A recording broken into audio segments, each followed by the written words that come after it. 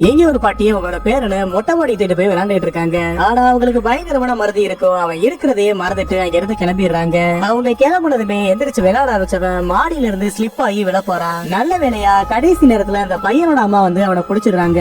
அந்த பாட்டியோட மறதியால குழந்தையோட உயிருக்கே ஆபத்து வந்துருச்சுன்னு அவங்க பையன் அவங்களை கொண்டு போய் ஒரு நர்சிங் ஹோம்ல விட்டுறான். ஆனா வீட்டுக்கு வந்ததுமே அவனால நிம்மதியா தூங்க முடியல. சோ மறுபடியும் அவங்களை கூட்டிட்டு வந்துடலாம்னு அந்த ஹோமுக்கு போறான். அங்க போய் பார்த்தா பெரியவங்க யாருமே இல்ல. அதுக்கு நேர்மாறா நிறைய எங்கான பீப்புள் நடுராத்திரியில பார்ட்டி பண்ணிட்டு இருக்காங்க.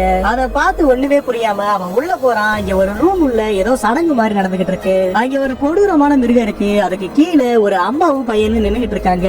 அவங்க சடங்கு ஆரம்பிச்சதுமே அந்த மிருகம் அந்த பையனோட இளமையெல்லாம் எடுத்து அவங்க அம்மாவை எங்க மாத்திட்டு இருக்கு. பார்த்தா அந்த ஹோம்ல பேரண்ட்ஸ் சேர்க்கிறவங்கள பனிஷ் பண்றதுக்காக அவங்களோட இளமையெல்லாம் எடுத்து அவங்க பேரண்ட்ஸ எங்க மாத்திட்டு இருப்பாங்க. அது தெரிஞ்சதுமே அவன் எடுத்து தப்பிச்சு போயிடலான்னு பாக்குறான். கடைசியா அவனும் அவங்க கிட்டே மாட்டிக்கிறான். சாம்பார் ஆப் எனக்கு நாம் யாருக்கு என்ன தீங்கு செய்தோம்?